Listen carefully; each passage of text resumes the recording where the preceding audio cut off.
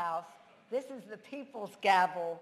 In the people's name, it is my privilege to hand this gavel to the Speaker of the House, Congressman and Honorable Paul Ryan.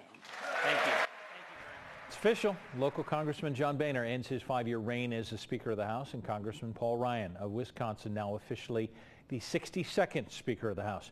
Ryan won the position in a full vote by the House members this morning. Weijia Jiang is on Capitol Hill. She has more on the transition. The Speaker-elect, Paul D. Ryan of the state of Wisconsin. Paul Ryan was enthusiastically greeted by his colleagues after they elected him to become the next leader of the House of Representatives. My friends,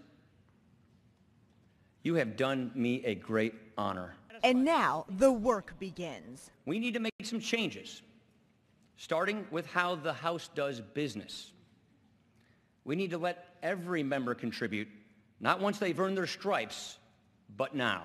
Republicans elected Ryan because he's viewed as someone who can unite their fractured party, something outgoing Speaker John Boehner was not able to do, and it cost him his job. I leave with no regrets, no burdens. If anything, I leave the way I started. I'm just a regular guy, humbled by the chance to do a big job. Some hardline conservatives say Boehner didn't fight hard enough for their values. Perhaps it was to them that the Speaker offered this advice. Yes, freedom makes all things possible, but patience is what makes all things real.